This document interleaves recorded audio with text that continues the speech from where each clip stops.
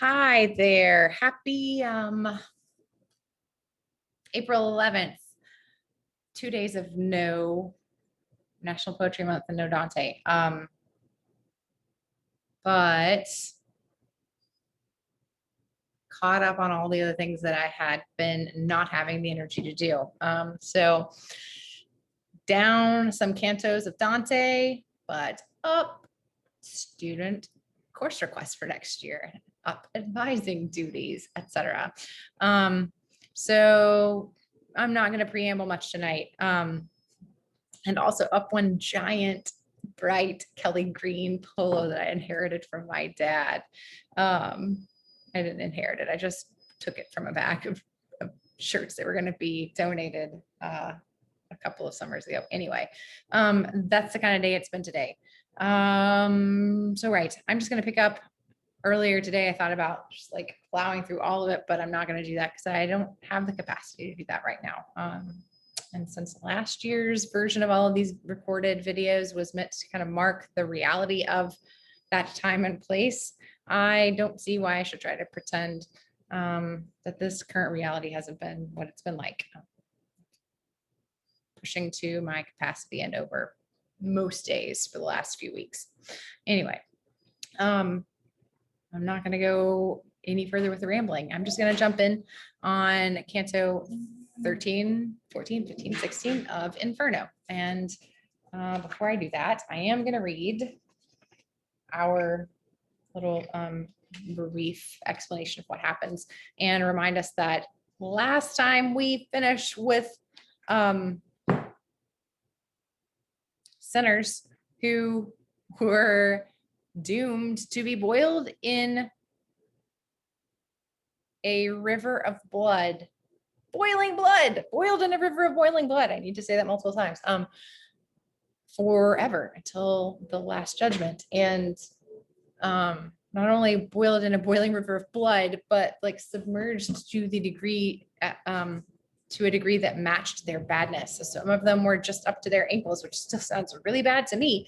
Others, though, were like up to their torso, and still others were up to their like eyes.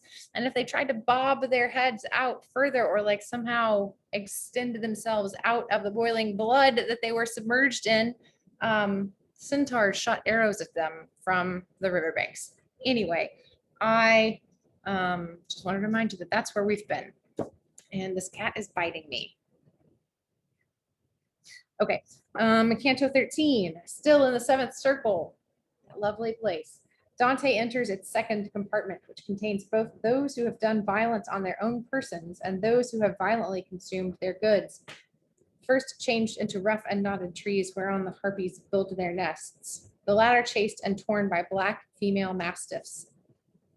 Among the former, Pierre de la Vigne is one who tells him the cause of his having committed suicide, and moreover, in what manner the souls are transformed into those trunks. Of the latter crew, he recognizes Lano, a Sienese, and Giacomo, a Paduan, and lastly, a Florentine, who had hung himself from his own roof, speaks to him of the calamities of his countrymen. Canto 13. Not yet had Nessus reached the other side, when we had put ourselves within a wood that was not marked by any path whatever, not foliage green, but of a dusky color, not branches smooth, but gnarled and intertangled. Not apple tree were there, but thorns with poison. Such tangled thickets have not, nor so dense, those savage wild beasts that in hatred hold twixt Cesena, Chichena, and Corneto, the tilled places. There do the hideous harpies make their nests, who chased the Trojans from the Strophides with sad announcement of impending doom. Broad wings have they, and necks and faces human, and feet with claws, and their great bellies fledged. They make laments upon the wondrous trees. And the good master, of that ere thou enter farther, know that thou art within the second round, thus he began to say, and shalt be, till thou comest upon the horrible sand waste. Therefore, look well around, and thou shalt see things that will credence give unto my speech. I heard on all sides lamentations uttered, and person none beheld I who might make them. Whence, utterly bewildered, I stood still. I think he thought that I perhaps might think so many voices issued through those trunks from people who concealed themselves for us. Therefore the master said, if thou break off some little spray from any of these trees, the thoughts thou hast will wholly be made vain. Then I stretched forth my hand a little forward and plucked a branchlet off from a great thorn. And the trunk cried, why dost thou mangle me? After it had become embrowned with blood, I recommenced its cry, why dost thou rend me? Hast thou no spirit of pity whatsoever? Men once we were, and now are changed to trees. Indeed, thy hand should be more pitiful, even if the souls of serpents we had been. As out of a green brand that is on fire at one of the ends, and from the other drips and hisses with the wind that is escaping, so from that splintered issued forth together both words and blood. Whereat I let the tip fall, and stood like a man who is afraid. Had he been able sooner to believe, my sage made answer, O thou wounded soul, what only in my verses he has seen, not upon thee had he stretched forth his hand. Whereas the thing incredible has caused me to put him to an act which grieveth me. But tell him who thou wast, so that by way of some amends thy fame he may refresh up in the world, to that to which he can return. And the trunk said, so thy sweet words allure me, I cannot silent thee, and you be vexed not that I a little to discourse am tempted. I am the one who both keys had in keeping of Frederick's heart, and turned them to and fro so softly in unlocking and in locking, that from his secrets most men I withheld. Fidelity I bore the glorious office so great, I lost thereby my sleep and pulses. The courtesan who never from the dwelling of Caesar turned aside her harlot eyes, death universal and the vice of courts, inflamed against me all the other minds, and they inflamed did so inflame Augustus that my glad honors to dismal mournings. My spirit in disdainful exultation, thinking by dying to escape disdain, made me unjust against myself, the just. I, by the roots unwanted of this wood, do swear to you that never broke I faith unto my Lord, who was so worthy of honor. And to the world, if one of you return, let him my memory comfort, which is lying still prostrate from the blow that envy dealt it. Waited a while, and then, since he is silent, the poet said to me, lose not the time, but speak and question him, if more may please thee. Points I to him, do thou again inquire concerning what thou thinkest will satisfy me? For I cannot, such pity is in my heart. Therefore he recommenced, so may the man do for thee freely what thy speech implores, spirit incarcerate. Again be pleased to tell us in what way the soul is bound within these knots. And tell us, if thou canst, if any from such member e'er is freed. Then it blew the trunk amain, and afterward the wind was into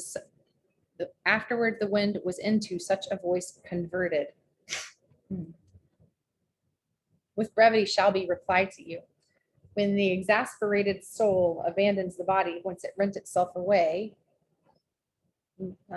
Minos consigns it to the seventh abyss. It falls into the forest, and no part is chosen for it, but where fortune hurls it, there, like a grain of spelt, it germinates. Its sprigs a sapling and a forest tree. The harpies, feeding them upon its leaves, do pain create, and for the pain an outlet. Like others, for our spoils shall we return, but not that anyone may them revest, for 'tis not just to have what one casts off. Here we shall drag them, and along the dismal forest our bodies shall suspended be, each to the thorn of his molested shade. We were attentive still unto the trunk, thinking that more it yet might wish to tell us, when by a tumult we were overtaken, in the same way as he who perceives the boar and chase approaching to his stand, who hears the crashing of the beasts and branches. The two uphold, upon our left-hand side, naked and scratched, fleeing so furiously that of the forest every fan they broke. He who was in advance, now help, death, help! And the other one, who seemed to lag too much, was shouting, Lano, were not so alert those legs of thine at joustings of the topo? And then, perchance because his breath was failing, he grouped himself together with a bush. Behind them was the forest full of black she-mastiffs, ravenous and swift of foot as greyhounds who are issuing from the chain. On him who had crouched down they set their teeth, and him they lacerated piece by piece, thereafter bore away those aching members. Thereat my escort took me by the hand and led me to the bush, that all in vain was weeping from its bloody lacerations. O Jacopo, it said, of San Andrea, what help did thee of me to make a screen? What blame have I in thy nefarious life? When near him had the master stayed his steps, he said, who wast thou that through wounds so many art blowing out with blood thy dolorous speech? And he to us, O souls that hither come to look upon the shameful massacre that has so rent away from me my leaves, gather them up beneath the dismal bush. I of that city was which to the Baptist changed its first patron. Wherefore he for this forever with his art will make it sad. And were it not that on the pass of Arno some glimpses of him are remaining still, those citizens who afterward rebuilt it upon the ashes left by Attila in vain had caused their labor to be done. Of my own house, I made myself a gibbet. Okay, Canto 14. They arrive at the beginning of the third of those compartments into which the seventh circle is divided. It is a plain of dry and hot sand where three kinds of violence are punished, namely, against God, against nature, and against art. And those who have thus sinned are tormented by flakes of fire, which are eternally showering down upon them. Among the violent against God is found Campanius, whose blasphemies they hear.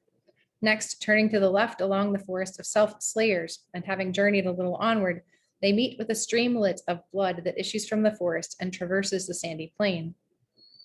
Here, Virgil speaks to our poet of a huge ancient statue that stands within Mount Ida in Crete. From a fissure in which statue there is a dripping of tears, from which the said streamlet, together with the three other infernal rivers, are formed.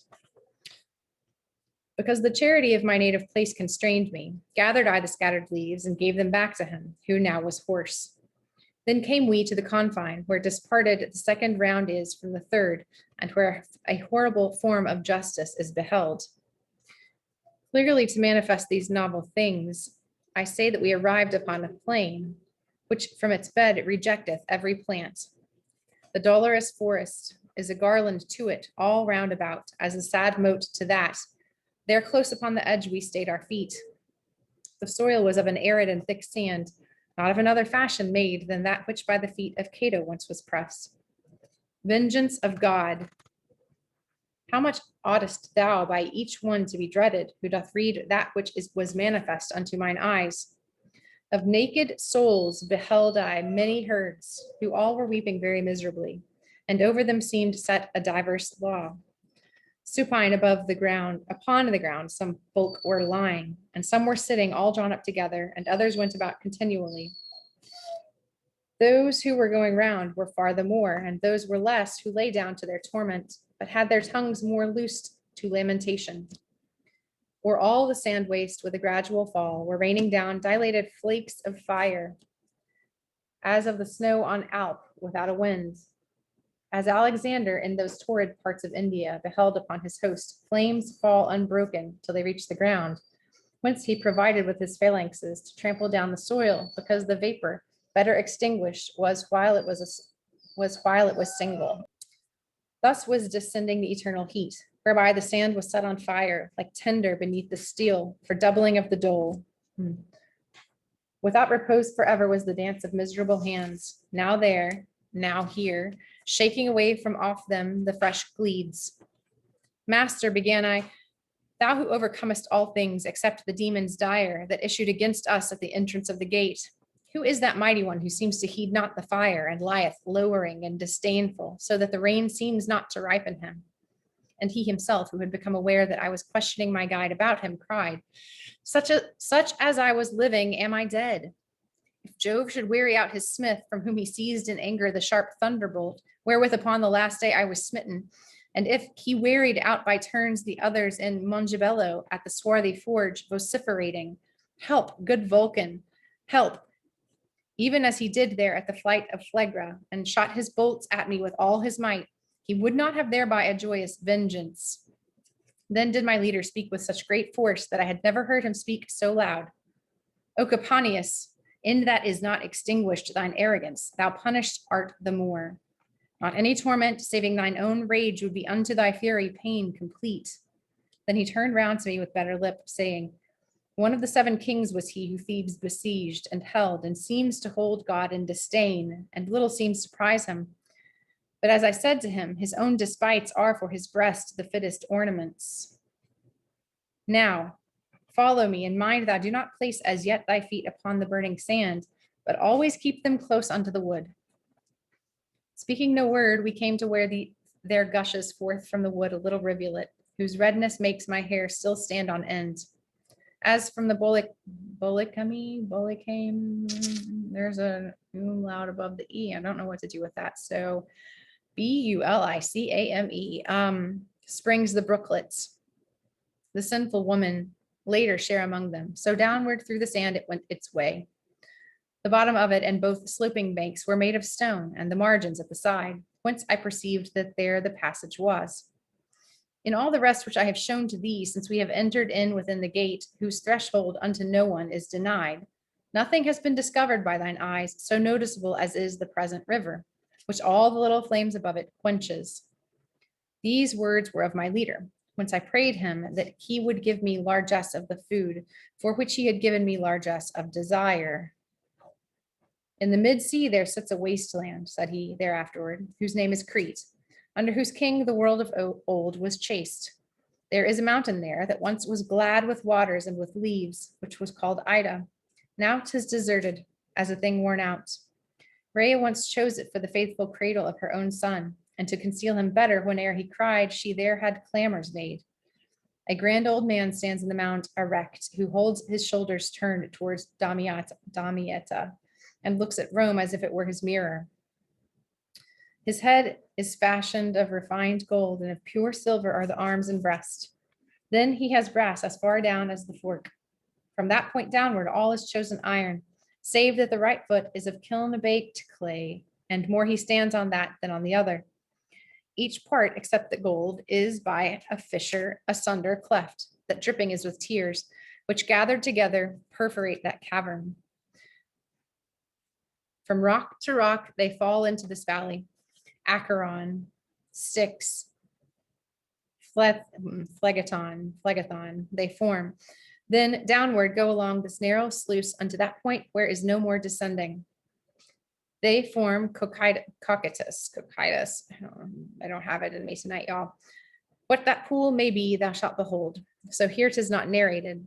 And I to him, if so the present runnel doth take its rise in this way from our world, why only on this verge appears it to us? And he to me, thou knowest the place is round, and notwithstanding thou hast journeyed far, still to the left descending to the bottom, thou hast not yet through all the circle turned. Therefore, if something new appear to us, it should not bring amazement to thy face. And I again, Master, where shall be found Lethe and Phlegathon? For of one thou art silent, and sayest the other of this rain is made. In all thy questions truly thou dost please me, replied he, but the boiling of the red water might well solve one of them thou makest. Thou shalt see Lethe, but outside this moat, there where the souls repair to lave themselves, where sin repented of has been removed. Then said he, it is time now to abandon the wood. Take heed that thou come after me. Away the margins make that are not burning, and over them all vapors are extinguished. Okay, Canto 15. Taking their way upon one of the mounds by which the streamlet, spoken of in the last canto, was embanked, and having gone so far that they could no longer have discerned the forest if they had turned round to look for it, they meet a troop of spirits that come along the sand by the side of the pier. These are they who have done violence to nature, and among them Dante distinguishes Brunetto Latini, who had been formerly his master, with whom, turning a little backward, he holds a discourse which occupies the remainder of this canto. Now bears us onward one of the hard margins, and so the brooklet's mist o'ershadows it. From fire it saves the water and the dikes. Even as the Flemings twixt Cadsand and Bruges, fearing the flood that towards them hurls itself, their bulwarks build to put the sea to flight. And as the Paduans along the Brenta, to guard their villas and their villages, or ever Chiarentana feels the heat. In such similitude had those been made, albeit not so lofty nor so thick. Whoever he might be, the master made them. Now, were we from the forest so remote, I could not have discovered where it was, even if backward I had turned myself. When we a company of souls encountered, who came beside the dike, and everyone gazed at us, as at evening we are wont to eye each other under a new moon. And so towards us sharpened they their brows as an old tailor at the needle's eye. Thus scrutinized by such a family, by some one I was recognized, who seized my garment's hem and cried out, "What a marvel!" And I, when he stretched forth his arm to me, on his baked aspect fastened so mine eyes that the scorched countenance prevented not his recognition by my intellect. And bowing down my face unto his own, I made reply, "Are you here, Sir Brunetto?" And he, "Mayest not displease thee, O my son, if a brief space with the Brunetto Latini backward return and let the trail go on." I said to him, "With all my power I ask it, and if you wish me to sit down with you, I will, if he please, for I go with him." "O son," he said, "whoever of this herd a moment stops, lies then 100 years, nor fans himself when smiteth him the fire. Therefore go on. I at thy skirts will come, and afterwards will I rejoin my band, which goes lamenting its eternal doom." I did not dare to go down from the road level to walk with him, but my head bowed I as one who goeth reverently. And he began, "What fortune or what fate before the last day leadeth thee down here? And who is this that showeth thee the way?" "Up there above us in the life serene," I answered him, "I lost me in a valley, or ever yet my age had been completed. But yestermorn I turned my back upon it. This one appeared to me, returning thither, and homeward leadeth me along this road." And he to me, "If thou thy star do follow, thou canst not fail thee of a glorious port, if well I judged in life beautiful. And if I had not died so prematurely, seeing heaven thus benignant unto thee, I would have given thee comfort in the work, but that ungrateful and malignant people, which of old time from Fezole descended, and smacks still of the mountain and the granite, will make itself, for thy good deeds, thy foe. And it is right, for among crabbed sorbs it ill befits the sweet fig to bear fruit. Old rumor in the world proclaims them blind, a people avaricious, envious, proud. Take heed of their customs, thou do cleanse thee. Thy fortune so much honor doth reserve thee, one party and the other shall be hungry for thee, but far from goat shall be the grass. Their litter let the beasts of Fezole make of themselves, nor let them touch the plants, if any still upon their dunghill rise, in which may yet revive the consecrated seed of those Romans who remained there when the nest of such great malice it became." "If my entreaty wholly were fulfilled," replied I to him, "not yet would you be in banishment from human nature placed. For in my mind is fixed and touches now my heart the dear and good paternal image of you, when in the world from hour to hour you taught me how a man becomes eternal. And how much I am grateful. While I live, behooves that I in my language be discerned. What you narrate of my career I write, and keep it to be glossed with other text by a lady who can do it if I reach her. This much will I manifest to you, provided that my conscience do not chide me, or whatsoever fortune I am ready. Such hansel is not new unto mine ears. Therefore let fortune turn her wheel around as it may please her, and the churl his mattock." My master thereupon on his right cheek did backward turn himself, and looked at me, then said, "He listeneth well who noteth it. Or speaking less on that account, I go with Sir Brunetto, and I ask who are his most known and most eminent companions. And he to me, to know of some is well, of others it were laudable to be silent, for short would be the time for so much speech. Know then in sum that all of them were clerks, and men of letters great and of great fame in the world tainted with the self-same sin. Christian goes yonder with that wretched crowd, and Francis of Accorso, and thou hadst seen there, if thou hadst had a hankering for such scurf, that one who by the servant of the servants from Arno was transferred to Bacchiglione, where he has left his sin-excited nerves. More would I say, but coming and discoursing can be no longer, for that I behold new smoke uprising yonder from the sand. A people comes with whom I may not be, commended unto thee by my tesoro, in which I still live, and no more I ask." Then he turned round and seemed to be of those who at Verona run for the green mantle across the plain, and seemed to be among them the one who wins, and not the one who loses. Okay, Canto 16, the last one for tonight. Journeying along the pier, which crosses the sand, they are now so near the end of it as to hear the noise of the stream falling into the eighth circle, when they meet the spirits of 3 military men, who, judging Dante from his dress to be a countryman of theirs, entreat him to stop. He complies and speaks with them. The 2 poets then reach the place where the water descends, being the termination of this 3rd compartment in the 7th circle. And here Virgil, having thrown down into the hollow a cord wherewith Dante was girt, they behold at that signal a monstrous and horrible figure come swimming up to them. Canto 16. Now was I where was heard the reverberation of water falling into the next round, like to that humming which the beehives make when shadows 3 together started forth, running from out a company that passed beneath the reign of the sharp martyrdom. Towards us came they, and each one cried out, Stop thou, for by thy garb to us thou seemest to be some one of our depraved city. Ah me, what wounds I saw upon their limbs, recent and ancient, by the flames burnt in. It pains me still but to remember it. And to their cries my teacher paused, attentive. He turned his face towards me, and now wait, he said, to these we should be courteous. And if it were not for the fire that darts the nature of this region, I should say that haste were more becoming thee than them. As soon as we stood still, they recommenced the old refrain, and when they overtook us, formed of themselves a wheel, all 3 of them, as champions stripped and oil are wont to do, watching for their advantage and their hold before they come to blows and thrusts between them. Thus wheeling round, did every one his visage direct to me, so that in opposite wise his neck and feet continual journey made. And if the misery of this soft place bring in disdain ourselves and our entreaties, began one, and our aspect black and blistered, let the renown of us thy mind incline to tell us who thou art, and thus securely thy living feet dost move along through hell. He in whose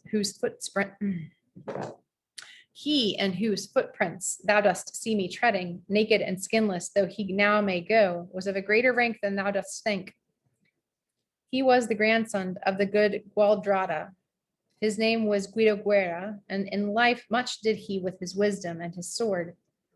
The other, who close by me treads the sand, Tegaio Aldobrandi is, whose fame above there in the world should welcome be.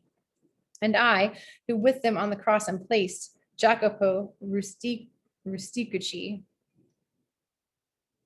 was, and truly my savage wife more than aught else doth harm me. Could I have been protected from the fire below, I should have thrown myself among them, and think the teacher would have suffered it.